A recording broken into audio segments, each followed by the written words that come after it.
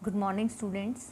This is exercise 3.3 of class 7th. In this exercise we will discuss about the graph and bar graph and double bar graph. But in the question number 1 and 2 given graph is given, so we will give only answer of the questions. So first read this graph. This is question number 1. Here is given dogs. Dogs given है आपके 8 and cat given है 10 and rabbits given है आपके 2. Hamsters given है आपके ये 4 और 6 के बीच में तो 5 हैं and others are given 2 and 4 के बीच में कौन सा नंबर है 3. तो आप इनको राइट कर लो. तो there is given pets on by the student of class 7. Class 7th के बच्चे हैं जिन्होंने ये पैट्स अपने घर पे रखे हुए हैं. तो डॉग्स रखे हुए हैं. कितने स्टूडेंट्स हैं क्लास 7th की? वो 8 स्टूडेंट हैं जिनके घर में क्या है, डॉग है. और वो 10 स्टूडेंट हैं जिनके घर में कैट है. रैबिट है, 2 स्टूडेंट हैं जिनके घर में रैबिट्स हैं. हैमस्टर्स हैं जिनके घर में 5 स्टूडेंट्स हैं एंड अदर्स आपके 3 स्टूडेंट्स हैं. तो ये तो डिटेल्स अबाउट द ग्राफ. नीचे गिवन है आपके पेट एनिमल्स और यहाँ पे गिवन है number of students of class 7th. तो first question is that which is the most popular pet. देखो पॉपुलर पेट वही होगा जो नंबर ऑफ स्टूडेंट्स जिसके ज़्यादा होंगे. तो यहाँ पे जो कैट है, सबसे ज़्यादा स्टूडेंट्स के पास क्या है, कैट है. तो जो पॉपुलर पेट हुआ वो अपना क्या हुआ, कैट. ना how many student have dog. इसने पूछा कितने स्टूडेंट्स के पास डॉग है. तो यहाँ नंबर ऑफ स्टूडेंट्स कितने हैं, 8. तो this is your question number 1. Very easy. In question number 2 there is given read the bar graph. आपको ये बार ग्राफ गिवन है. This is year. ये 5 कंसेक्यूटिव ईयर्स हैं जिनमें जो बुक स्टोर है जिसने देवर सोल्ड ए बुक इन 1989. देखो अगर हम 100 और 200 के बीच का स्केल चेक करते हैं तो 110, 20, 30, 40, 50. तो 50 मिड में आता है. 60, 70, 80, 90. तो यहाँ तक 90 है. मेरे अकॉर्डिंग ये आपका 180 रहेगा. 1990 नियर बाय आपका 400. ये 450 है तो ये 475 नियर बाय 475 है. 1991 में एग्जैक्टली कितनी बुक्स सोल्ड हुई हैं, 300 बुक्स. एंड 1992 में अगर आप चेक करोगे तो स्केल रखने से बेटर आपको दिखाई देगा. अगर हम यहाँ पे स्केल रख के चेक करते हैं तो ये नियर बाय 250 से थोड़ा कम है. तो 245 हम इसको ले लेते हैं. 99 लास्ट आपका गिवन है. 1993 में बुक्स वर सोल्ड 600. तो these are the information given by the graph में these are the number of books, the year 1989 to 1993. आपको 5 कंसेक्यूटिव ईयर्स का दिया हुआ है. 5 कंसेक्यूटिव ईयर्स मतलब 5 लगातार 5 साल. And answer the following questions. हमें कौन से क्वेश्चंस का अब हमें पता है कि 1989 में how many book were sold, 180. 1990 में हाउ मेनी बुक, 475. 1991 में 300 बुक्स एंड 1992 में 225. 1993 में 600 books were sold. Now first question what is saying about how many books were sold in 1989, 1990 and 1992. तो ऊपर गिवन है ग्राफ में, आप राइट कर सकते हो. 1989 में 180 बुक्स एंड सेकेंड 19 में 475 बुक्स एंड 92 में 225 बुक्स. तो this is answer of part 1 of question 2. The second question, in which year were about 475 books sold. तो 475 किस में हुआ, 1990 में. एंड अबाउट 225 बुक्स, अबाउट है ये नोट एग्जैक्ट बट 1992 आपको ईयर बताना है. तो दोनों का answer 1990, 1992. In the third part of this, in which year were fewer than 250 books. आपको देखो पीछे ग्राफ में आओ. 250 से आपका 1992 भी है और 180 भी है. तो यहाँ पे हम 2 ईयर्स लिखेंगे. वैसे तो एक ईयर पूछा है बट हमारे इसमें 2 आए हैं. एक तो 1989 है और एक 1992 है. तो they are 2 years.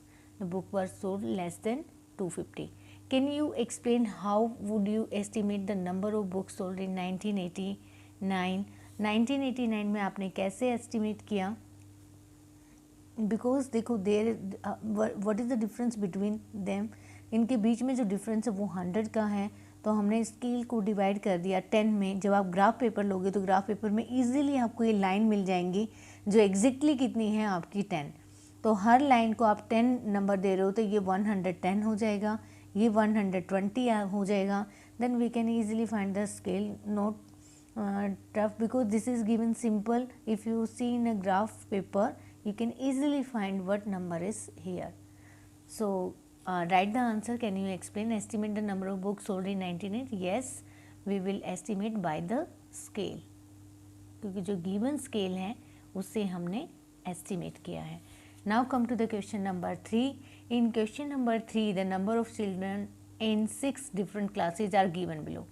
5th, 6th, 7th, 8th, 9th and 10th classes के बच्चों के given number of children in a class 5th 135, in class 6 120, in class 7th 95, 8th 100, 9th 90, 10th 80.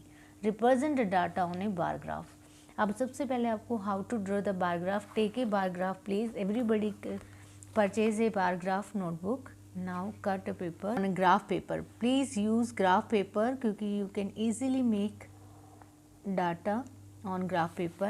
First draw this line and then draw another line.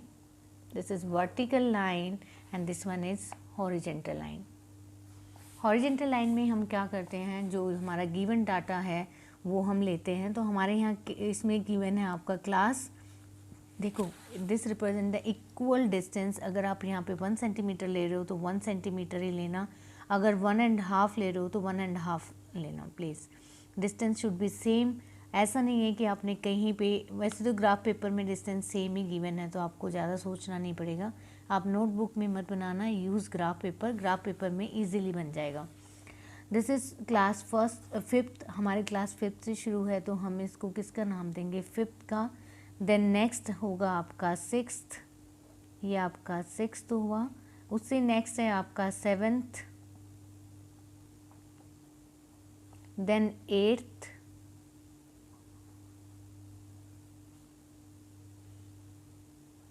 Then 9th and then 10th। तो ये आपने data represent किया।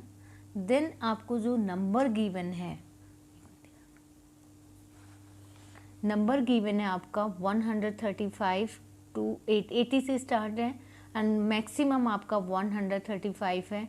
तो आप यहाँ scale क्या लोगे, सबसे मोस्ट इम्पोर्टेंट होता है जब भी कभी आप ग्राफ ड्रॉ कर रहे होते हैं तो हमारा स्केल क्या होता है। अगर मैं यहाँ पे स्केल लूँ 10 का तो मेरा 130 तक बहुत लंबा हो जाएगा। अगर मैं यहाँ 20 का लेती हूँ तो मैं ईजिली ड्रॉ कर पाऊँगी 20 को। तो मैंने जो स्केल लिया है वो 20 का ले रही हूँ। 20 का स्केल लेने से मुझे बेनिफिट ये मिलेगा कि मैक्सिमम नंबर भी आ जाएंगे और आप इजीली रिप्रेजेंट भी कर पाओगे। So first define the scale. आप यहाँ ऑलवेज 0 लोगे, तो अगर यहाँ 20 लिया है तो नेक्स्ट आपका क्या हो जाएगा 40, देन 60, देन 80, देन आपका 100, फिर आपका 120, दिस इज़ 140। इसी में आपका डाटा आ जाएगा। देन ड्रॉ, देखो फर्स्ट गिवन है 5th में 135। देखो ये 120 है, इसके जो मिड में होगा वो 130 होगा और इसका जो मिड होगा वो पॉइंट आपका क्या होगा 135। तो आप इजीली ग्राफ पेपर की हेल्प से ड्रॉ कर पाओगे 135। ऐसी लाइनें लगानी है। Use proper scale and proper graph paper please. 120 आपका 120 डायरेक्ट है। दिस इज़ फॉर क्लास 6, ये आपके क्लास 6 है। Draw a point here and now write the draw the bar, use the scale to for drawing a bar. Now next given है आपका 7th के लिए 95। देखो 80 है, सेंटर में आपका 90 हो जाएगा और इसके सेंटर में आपका 95 जाएगा। Now right here point and draw the bar. And bar जो विड्थ होती है बार की, इट शुड बी सेम। ऐसा नहीं है कि एक बार आपने बहुत बड़ी बना दी, एक बार आप बिल्कुल छोटी सी बनाओगे। तो ग्राफ पेपर में इन सब पॉइंट्स का ध्यान रखना है कि आपके जो बार का विड्थ है वो सेम होना चाहिए। लेंथ बड़ी छोटी हो सकती है, वो डिपेंड ऑन डाटा, बट जो विड्थ है वो सेम होनी चाहिए। नेक्स्ट है आपका 7th के बाद 8th क्लास है और 8 में आपके 100 है, 100 गिवन इन योर डाटा, तो नो प्रॉब्लम, आप 100 को डायरेक्ट लिख सकते हो। This is 8th class. Next है आपका 9th, वो 19 है, तो इसके सेंटर में जाएगा।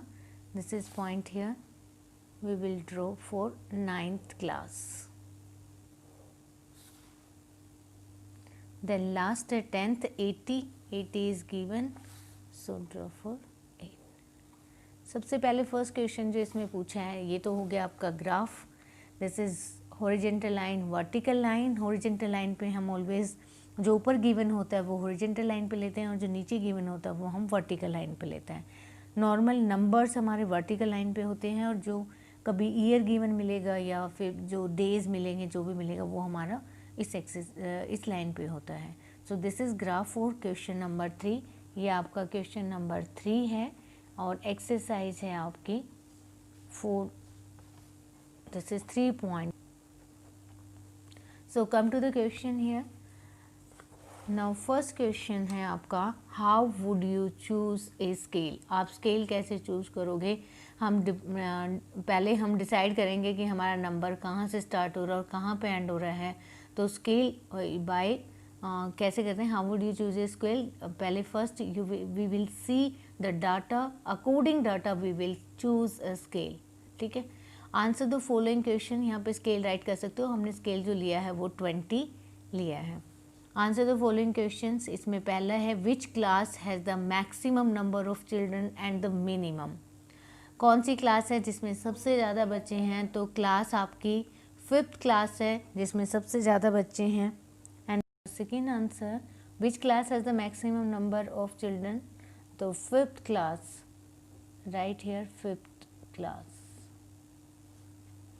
इन the minimum 10th class. Minimum के लिए आप क्या राइट करोगे, आपकी 10th class. Find the ratio of the student of class 6 to the student of class 8। आपको रेशियो फाइंड करना है। आपको पता है in 6 class we tell about, already know about this ratio. Ratio का मीनिंग होता है डिवीजन। आपको 6 क्लास में how many student 120 and how many student in 8th class. 8th class में आपके 100 स्टूडेंट हैं। तो आपको इनकी रेशो निकालनी है। तो रेशो का this is equal to ratio, आप इसको रेशो निकालो। तो रेशो जो आएगा आपको डिवाइड करना है और डिवाइड करोगे इट मीन्स आप इसको रिड्यूस कर लो। और अगर आप इसको रिड्यूस करते हो तो जो आपका आंसर आने वाला है वो 20 से डिवाइड हो जाएगा। ये 25 जाएगा और ये 26 जाएगा। And what is the ratio, 6:5। Now this is your question 3। Now come to the next question. There is given the performance of the student first term and second term given. देखो ये आपका फर्स्ट टर्म का है और ये आपका second term का है। सब्जेक्ट सेम है बट टर्म डिफरेंट है। तो ये डबल बार ग्राफ में ड्रॉ होगा। एक बार ग्राफ में देखो अब डिफरेंस आ गया बार ग्राफ में और डबल बार ग्राफ में। तो अगर इस तरह का कोई भी डाटा आता है तो हमें डबल बार ग्राफ यूज़ करना होता है क्योंकि सब्जेक्ट सेम है और टर्म वाइज हमें उनको डिस्टिंग्विश करना है कि फर्स्ट टर्म में बच्चे ने इतने मार्क्स लिए एंड सेकेंड में इतने। तो हम कंपेयर कर सकते हैं डाटा को easily by using double bar graph. तो how to draw the double bar graph, look here.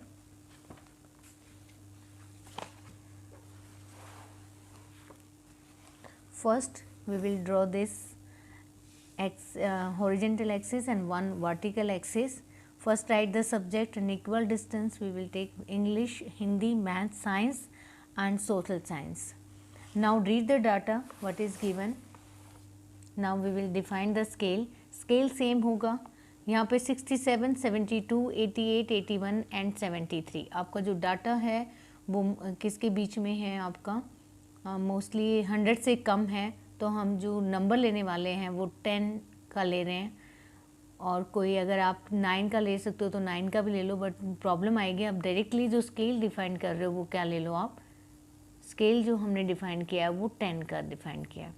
अगर हम स्केल 10 ले रहे हैं तो we will write here first 0, then write 10, 20, 30, 40, 50, 60, 70, 80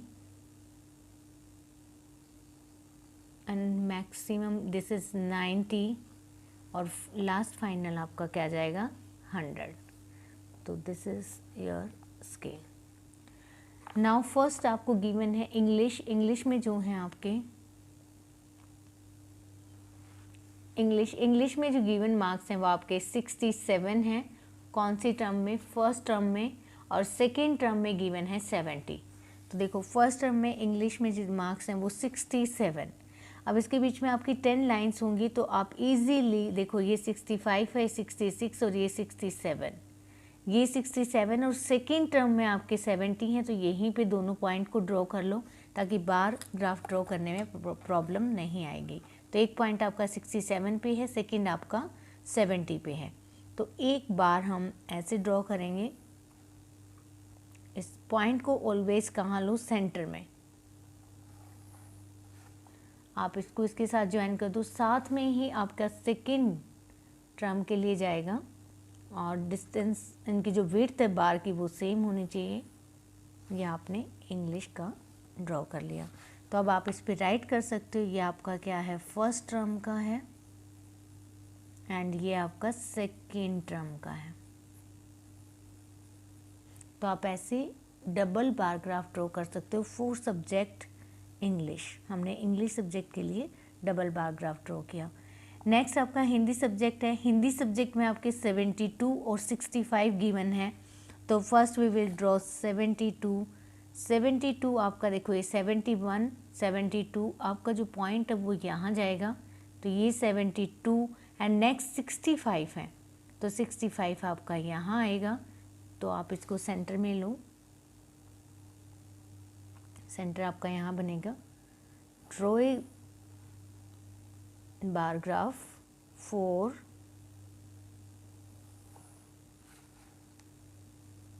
this is for 72 and now this is for 65. ये आपका first term और ये आपका सेकेंड टर्म. तो ये आपके हिंदी के मार्क्स हैं फर्स्ट टर्म और सेकेंड टर्म में. नेक्स्ट मैथ्स के मार्क्स गिवन हैं आपके 88 और 95. तो 88 देखो यहाँ पे आपका जो बनता है वो 85 बनेगा. 86, 87 और 88 आपका यहाँ जाएगा. तो draw point here for 88. Now 85 इसके साथ में ये आपका 85 थोड़ा सा दूर जाएगा.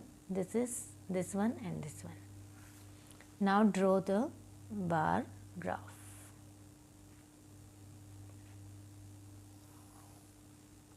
आप अपने अकॉर्डिंग इसको कर लेना एडजस्ट, क्योंकि ग्राफ पेपर लाओगे तो आप इजीली ड्रॉ कर पाओगे. अगर आपने नोटबुक में ट्राई किया तो आपको भी प्रॉब्लम हो सकती है, क्योंकि इसमें पॉइंट्स आपको फिर मेंशन करने पड़ेंगे. तो इजी है हम ग्राफ पेपर यूज़ करें for draw a graph. This is first term and this is second term. Last this is for this is for maths marks. ये आपके मैथ्स के थे. अब हम नेक्स्ट हैं साइंस के मार्क्स 81 एंड 85. तो 80 से नेक्स्ट ही आपका 81 होगा. तो draw point here and next 85 इसका ऊपर जाएगा. तो draw here bar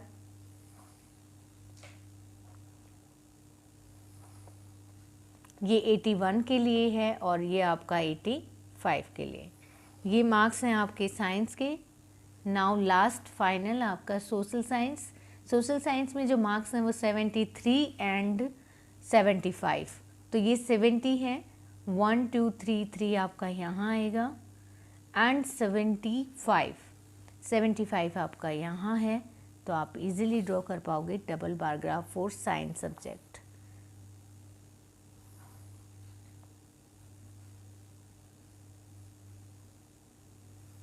Now this is double bar graph and right here this is first term and second, first term and second.